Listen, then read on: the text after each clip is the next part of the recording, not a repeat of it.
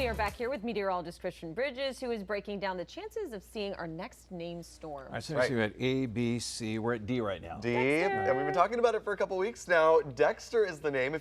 Last week, literally today, 1 week ago, we were talking about for our Weather Trivia Wednesday question. What is the next named storm, or what was Dexter replacing? And that was Dorian back in 2019. So if we get Dexter to form, it will be the first time that we've ever used that name before. And the last one, C, was Chantal. Yes, Chantal. I guess kind of a French name, Yeah, I guess. maybe? Sounds like it. Yes, so we've gone through the first three names. We Barry. had Andrea, Barry, Chantal. Ulrich. Sorry, Barry, out Sorry, there. Barry. Sorry, any Barrys watching. And then we've got Dexter coming up. So yeah, Dexter, kind of a cooler name, right? So if you're Well, we love watching the show, Dexter. So Yes. yes, I love this. Yes. So if you're watching and your name is Dexter, you know you're next up on the list here. So we're watching our next potential named storm. So again, we've gone through our first three names. Now we are looking at the potential for Dexter to form. We've got this area that's been brewing for a few days. It was off the East Coast. It moved across Florida yesterday. Now it's sitting right over the northern Gulf Coast, right along the Florida Panhandle. Currently not a crazy high chance of development. In fact, the trends have been to keep this a much weaker system. It was looking potentially like it might become strong a couple days ago, but trends have been to keep this a little weaker, so some good news for the northern Gulf there, but still a 40% chance that this does become our next named storm, Dexter, within the next few days as it continues to move off to the west. So we'll take a look at it on radar. Looking a little messy. There's nothing that's really pointing towards it being very organized this morning, but certainly plenty of shower and thunderstorm activity.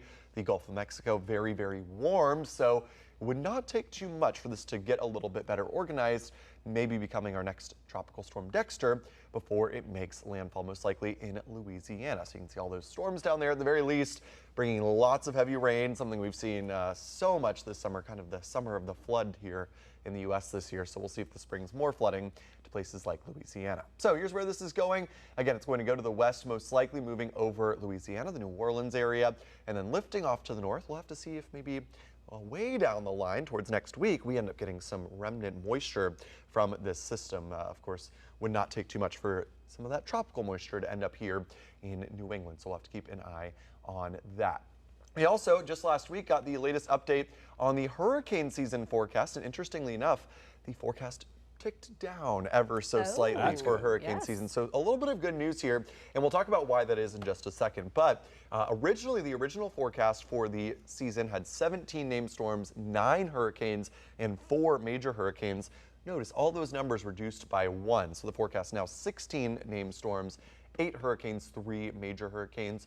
Still expecting a busy season, and again, all it takes is 1 hurricane landfall in the United States to lead to major impacts. But nice to see that things may be ticking a little bit downward when it comes to hurricane season. So we'll talk about why that is. First, we've had a lot of wind shear down in the Caribbean in recent weeks. Wind shear is what rips storms apart. It keeps them from becoming organized and forming that circular spiral pattern that we associate with hurricanes and tropical storms.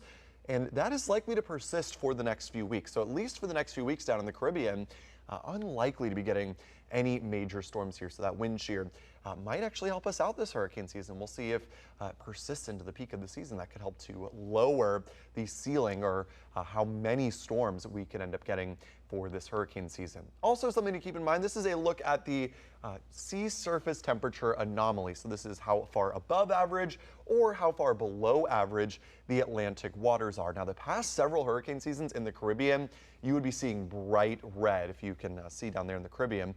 But this year, a little bit different. No bright red, in fact, even a little blue showing up.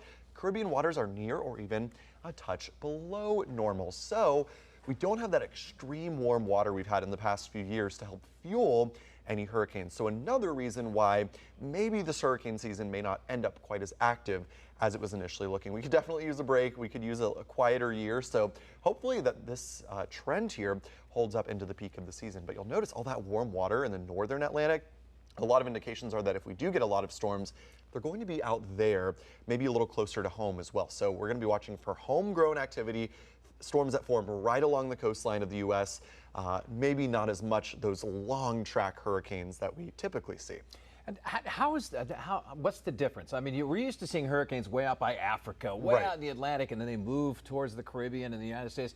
But this one, you talk about homegrown. This is right out the Gulf of America. Yes. And what's the difference? How does that happen? Yes. So, you know, and a close forming storm can still become very intense. So it really doesn't mean that, you know, we're not going to get bad hurricanes or intense hurricanes, but it just means that they'll have less time to get organized. When a hurricane, you know, forms near Africa, it's got thousands and thousands of miles to strengthen, intensify, become very large. So, you know, when they're forming much closer to the U.S., they've got less time to do that. So we're going to hope that that helps to limit the intensity of storms this year. So we'll keep our fingers crossed for that. And then the shear. The shear.